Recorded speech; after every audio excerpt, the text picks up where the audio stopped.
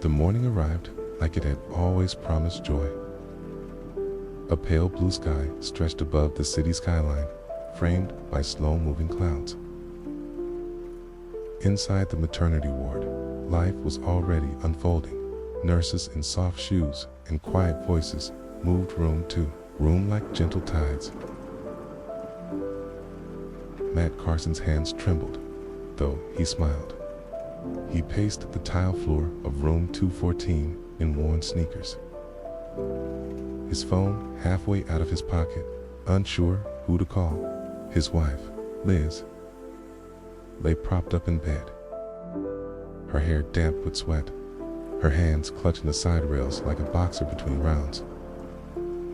"I swear to God, Matt," she said through a contraction, "if you pass out before I do, I'm haunting your dumb ass." Matt let out a nervous chuckle and sat beside her, brushing back a loose strand of hair from her forehead. "Promise me something," she said. "Quieter now. Don't be scared, no matter what." "I already am," he replied, honest and small. But he took her hand and didn't let go. 3 hours later, Madeline Grace Carson entered the world, screaming with lungs that had never known air before. Her cry cracked open something in Matt, not fear, but awe. And Liz, smiling through the exhaustion, whispered, "She has your ears. Poor kid." They held their daughter together, two hands under one tiny body, and for a brief, golden moment, everything in the world made sense. That night, Liz slept with Maddie cradled beside her. The monitors beeped steady, the nurse's shoes squeaked in the hall, and Matt stood by the window, looking out at the city below, alive and glowing. The whole universe was humming a lullaby just for them. He didn't know it would be the last time he saw Liz alive.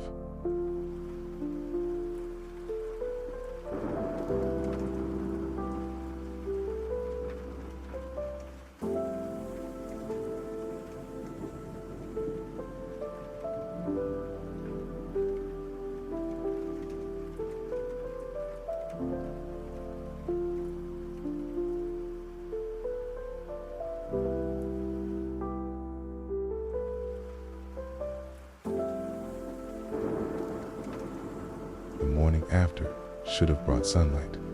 Instead, it brought silence. Matt awoke in a daze, his legs curled beneath the vinyl couch near Liz's bed. The hospital room smelled the same bleach and baby lotion, but something had shifted. A nurse stood frozen in the doorway, her face a pale warning. Another rushed to Liz's side, checking monitors. Matt sat up, confused by the sudden flurry.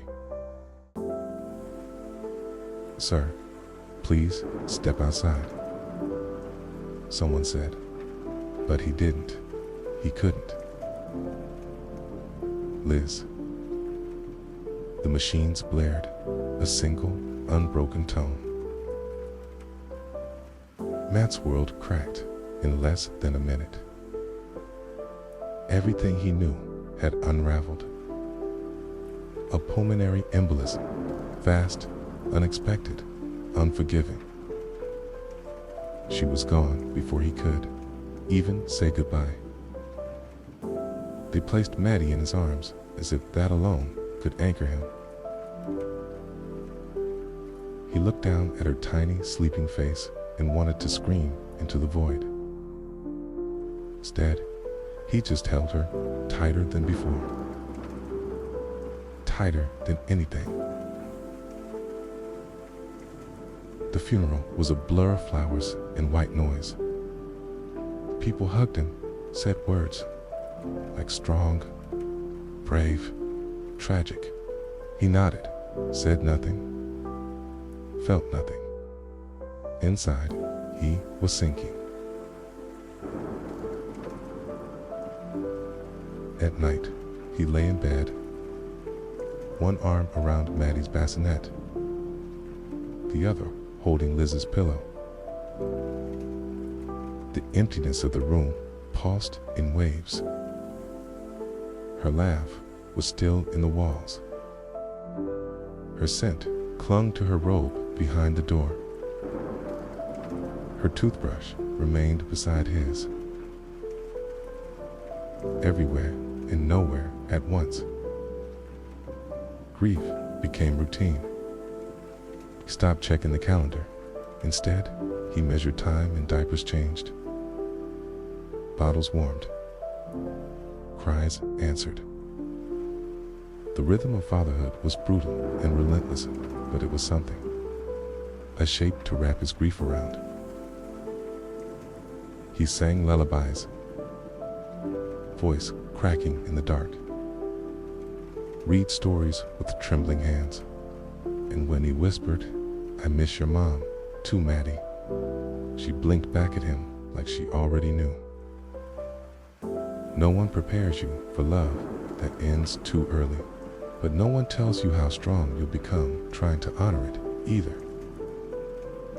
Matt didn't know if he was doing it right. He only knew he was still here. And for now, that had to be enough.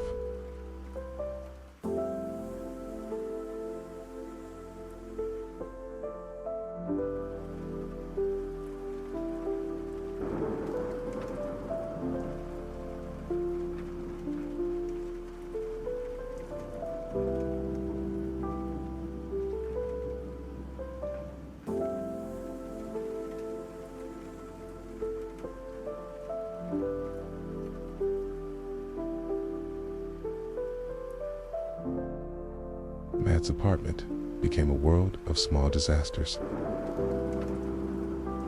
Cloths piled like snowdrifts.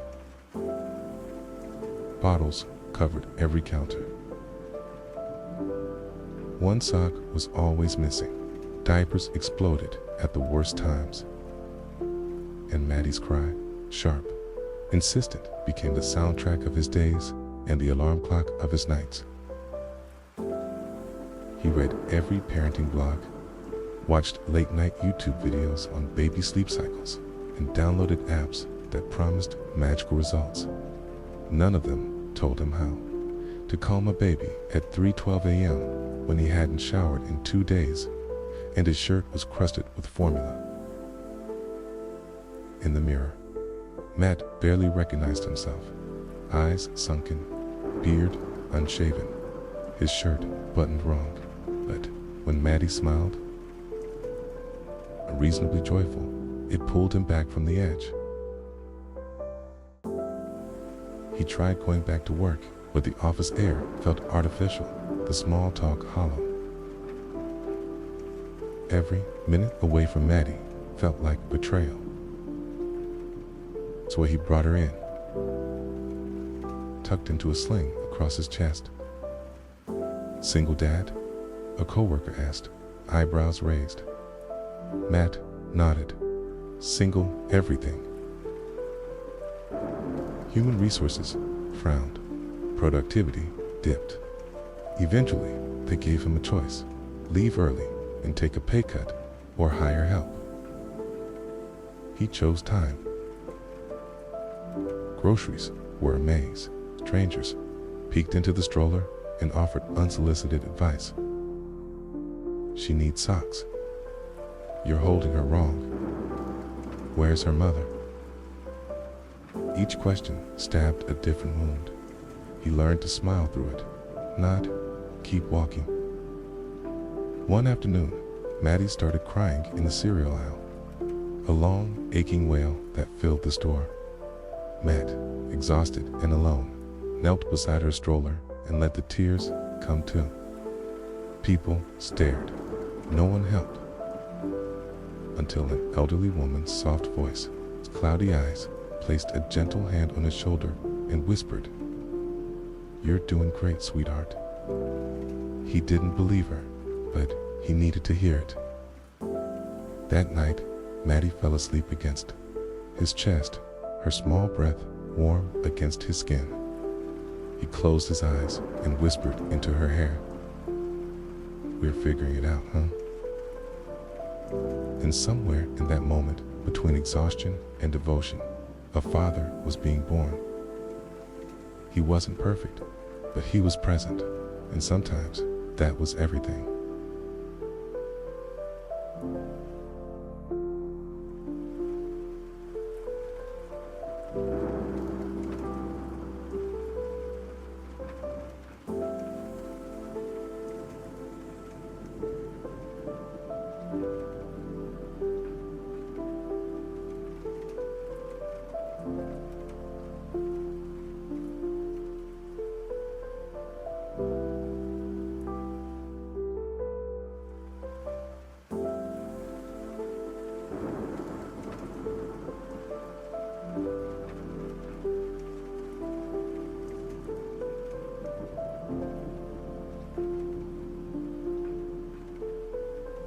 The seasons passed with a slow rhythm of lullabies and laundry cycles. Spring gave way to summer. Summer bowed to autumn. And the apartment seemed to stretch and contract around the two of them. Father and daughter, like lungs, breathing through the years. Maddie was walking now, talking, to her words clumsy but bright, like cranes spilling from a box. Every sentence was a poem with missing lines. Every da-da a symphony. Matt found joy in the mundane, brushing tiny teeth with strawberry paste, folding impossibly small socks, reading Goodnight Moon. So often the words haunted his dreams. The work was endless, but within it lived something holy, something like healing. His friends had faded, their lives continuing in timelines that now ran parallel but rarely intersected. Birthday invites thinned, texts dried. Calls came less often. But Matt was never alone, not really. Maddie filled every silence with questions. Why is the sky blue? Does Mama live in the clouds? Can we build a rocket to go hug her?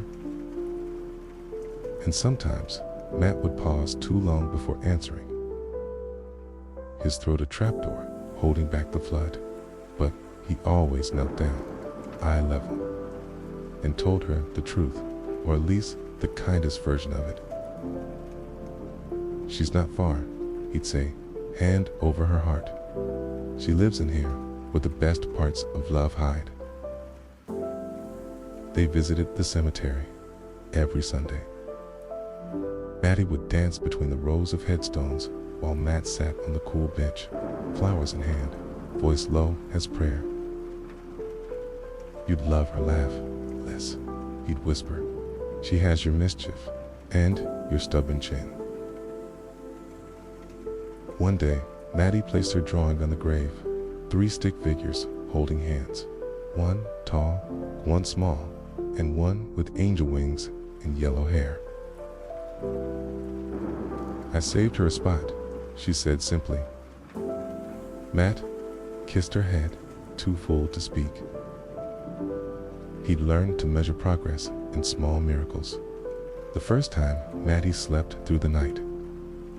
The day she tied her own shoes, her laughter echoing through the empty apartment like music, and within those quiet triumphs, Matt stitched himself back together.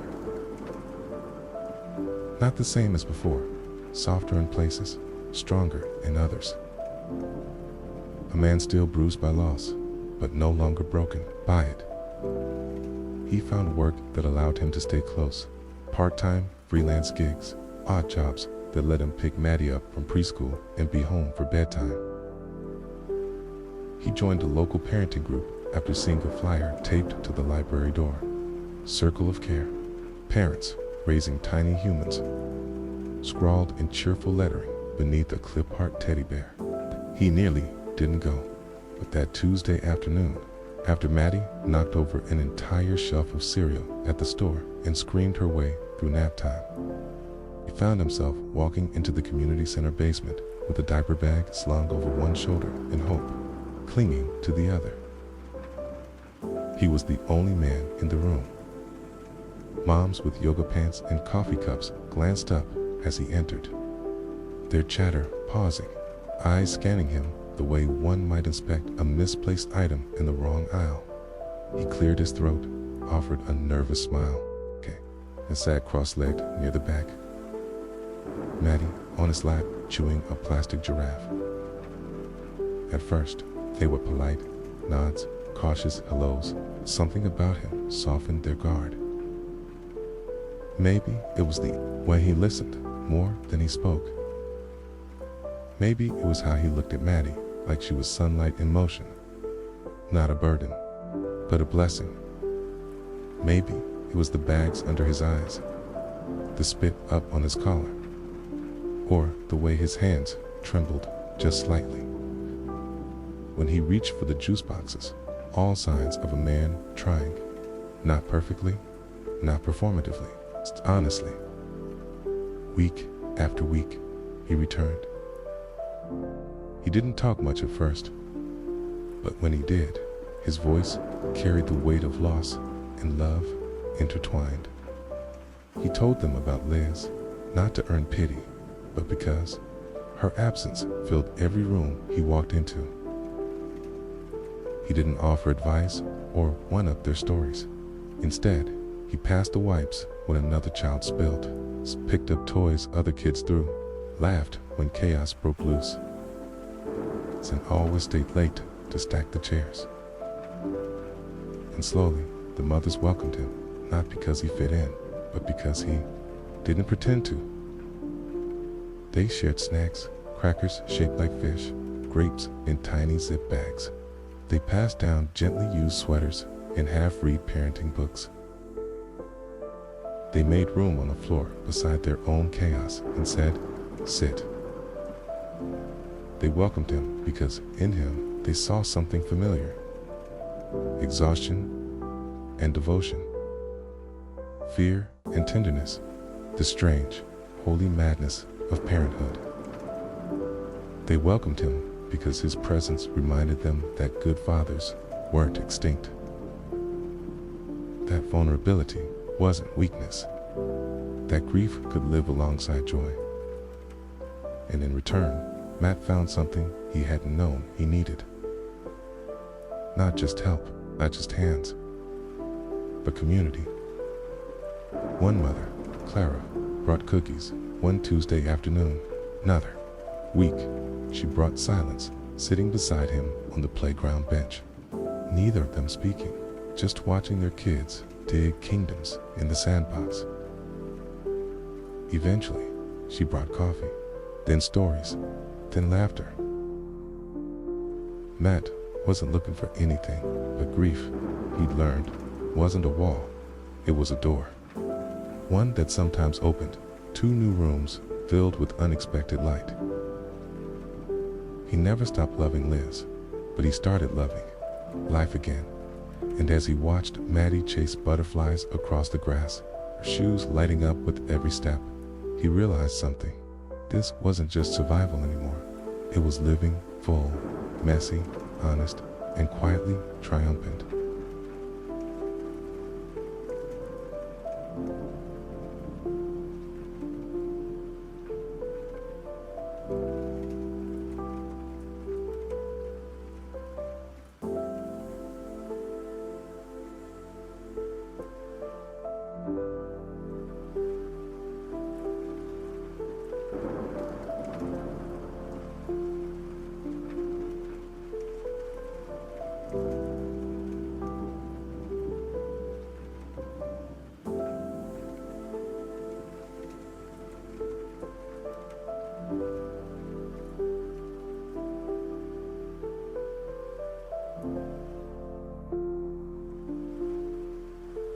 grief, Matt discovered, doesn't leave all at once. It lingers in the shadows, patient, quiet, waiting for the lull between moments. Snuck in after the dishes were done, after Maddie was bathed and swaddled, after the noise of the day had folded into silence. That was when the memories returned, in shapes too sharp to hold and too sacred to let go. So Matt started writing letters to Liz, not to send, not to share, just to say what he couldn't out loud. He bought a leather-bound notebook, the kind Liz would have rolled her eyes at, for being too dramatic, and every night, once Maddie drifted off in her crib, he opened to a fresh page and wrote, "Dear Liz, today Maddie laughed for the first time. Like really laughed. Not a giggle, a full body, head back, gummy-mouthed laugh. I didn't do anything special, dropped my phone and my cereal and said, 'Damn it.' She thought it was hilarious. You would have too." Some nights, the letters were stories of grocery trips gone wrong, of lullabies, half-sung, and diaper changes gone sideways. The other nights, they were confessions. "Dear Liz, I'm scared I'm going to mess her up. I miss your steady. I miss your knowing. I miss the way you used to whisper, 'We've got this.' Even when we didn't, I wish I could whisper it back now." The act of writing became a ritual, a bridge between what was and what remained. He started leaving the notebook open on the nightstand, not because he believed Liz could read it, but because some part of him still hoped she was listening. On the hard days, and there were many, he returned to the pages. When Maddie ran her first fever and he panicked in the pediatrician's waiting room, sweating through his hoodie, clutching her too tightly. When he sat alone at a birthday party filled with couples, smiling like it didn't burn. When he found one of Liz's earrings behind the dresser and held it like it might hum in his palm. He wrote, "Dear Liz, Maddie stood up today, just like that. No warning, no practice. 1 second she was crawling, the next she was upright, wobbly but fearless. I cried. Not because she stood, because you weren't there to see it." He never told anyone about the letters. They were his sanctuary, his way of carrying her with him through the smallest victories and the heaviest fears. And slowly, unknowingly, something began to shift. The grief didn't disappear, but it began to share space with wonder. He started noticing the sunrise again. How Maddie's hair curled at the edges. How she hummed when she ate applesauce.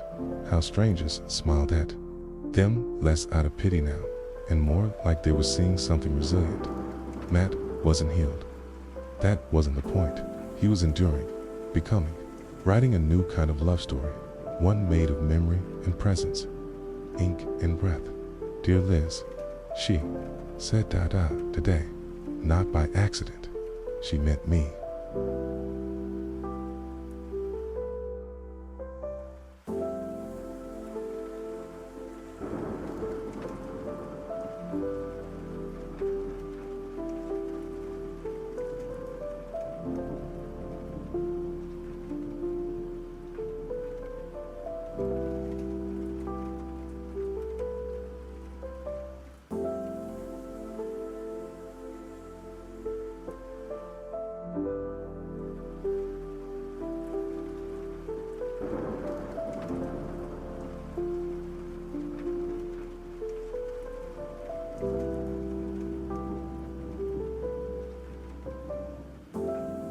Time, once frozen in the amber of grief, began to move again, not in grand leaps, but in quiet inches, in shoelaces tied with one hand, in lunches packed in haste, in bedtime songs remembered half-right. Matt began to notice how the calendar filled itself with first small, silent milestones that nobody else would clap for, but he did. Maddie's first solid food, mashed sweet potato, most of which ended up on the floor and in her hair. Her first tooth discovered not by sight, but by the sudden bite on his finger during a bath. Her first fall, stumbled from the couch cushion onto the carpet that terrified them both until she giggled. And then, one day, her first word that wasn't Dada, spoken with arms lifted, cheeks flushed, eyes wide, like a prayer, like a demand. He picked her up. Of course he did. She smelled of apple, shampoo, and crackers. He held her close and whispered, "We're always going up." But not every first was sweet. The first daycare visit felt like betrayal. He hovered at the window long after he dropped her off, heart caving in as she toddled toward a plastic slide, unaware of the man outside, learning how to let go. The first time she cried for someone else to comfort her, a kind caregiver with soft hands. Matt drove home with the hollow in his chest that no song could fill. The first time he passed Liz's favorite bakery and didn't flinch. Grief wasn't gone. It just changed shape. It became quiet, like a shadow that walked behind him, not ahead. Still, joy returned, quiet, like snowfall. One weekend, he took Maddie to the park, her tiny hand wrapped around his index finger. She ran ahead in uneven zigzags, fearless. She stopped only to point at birds, at clouds, at dogs too big for her comfort. Matt watched her with the same awe he had felt that first night in the hospital. That night that broke him. That night that built him. He sat on the bench beside a woman whose son was digging through gravel. "Which one's yours?" she asked. He pointed. "That tornado in pink." The woman smiled. "You look tired." "I am. But you also look okay." He nodded. "Most days, I think I am." Later, at home, Maddie fell asleep in his arms. A book, half read, lay beside them. Her mouth twitched in dreams. He stared at her face, not a baby anymore, but still so small, and whispered, "You're doing great, kid." Then he added, like a prayer only the walls would hear, "And I hope I am too." Matt no longer measured his days in grief or survival, but in moments. Moments when he said yes instead of maybe, when he laughed without guilt, when he let the silence come and didn't fear what it would say, because this was the new life, not the one he'd planned, but the one he was choosing every day, for her, for himself, for the memory of love that never truly left. It simply took on a new form.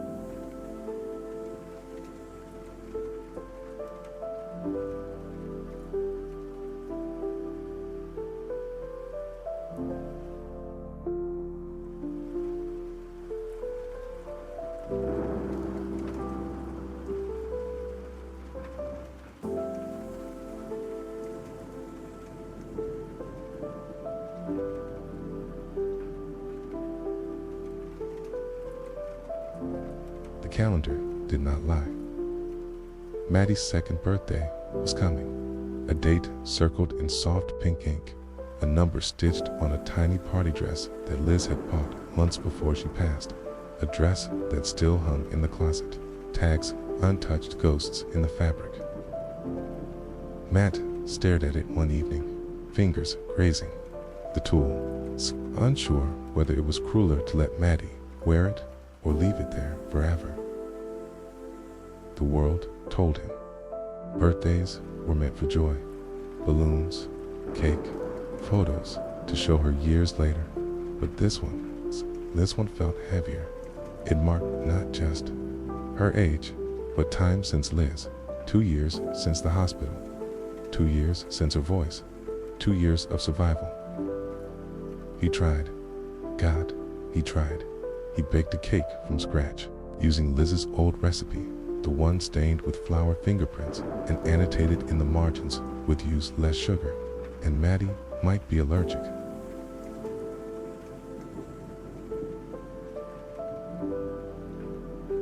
He invited neighbors, the women from the parenting group, their kids, tied yellow ribbons to the fence, set up a bubble machine. He even blew up balloons, though half deflated, before the party began. Maddie wore the dress. It fit, barely, twirled once in front of the mirror and clapped. Pretty. You look like your mom, Matt said, and it nearly knocked him over. The guests came. They brought laughter, juice boxes, and noise. Kids ran wild in the yard. Someone played music from their phone. The bubble machine sputtered, then exploded a stream that made the children squeal with delight. Matt smiled. He passed cake, took pictures, but inside there was a quiet ache, a second presence at every corner of the party. When it came time to light the candle, he froze. One candle, one wish. He lifted Maddie up to the table. She leaned close, blinking at the flicker.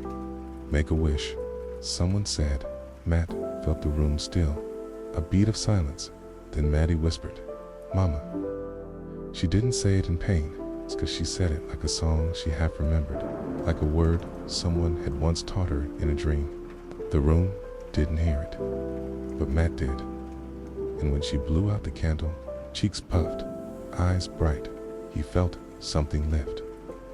Not the grief, it stayed, but the weight of holding it alone. After everyone left, the house was quiet again. Streamers drooped. Wrapping paper crumpled in corners. Matt sat on the couch, Maddie asleep in his lap, her curls sticky with frosting. He opened the notebook. Dear Liz, she said your name today. She doesn't know what it means, but she felt it. And maybe that's enough. Maybe love doesn't need memory, just presence. I see you in her every day. He closed the book, kissed Maddie's forehead, and whispered, Happy birthday, baby girl. This wasn't the birthday Liz had dreamed of, but it was one built with love and laughter and soft beginnings. And that, Matt thought, was its own kind of miracle.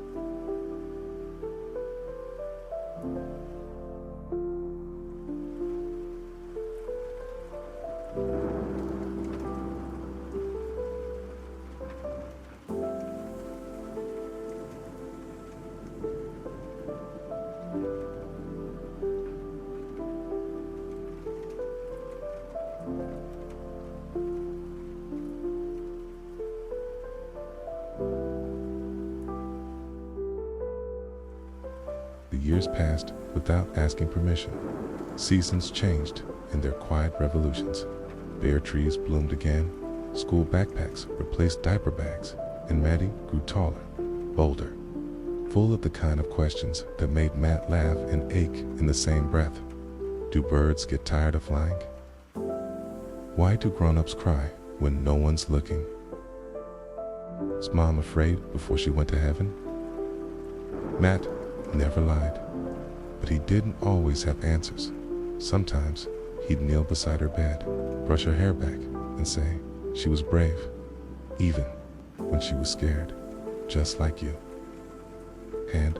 Maddie would nod, solemn, wise beyond her years, then return to her coloring book, filling clouds with yellow trees with purple and giving every sun a smiling face.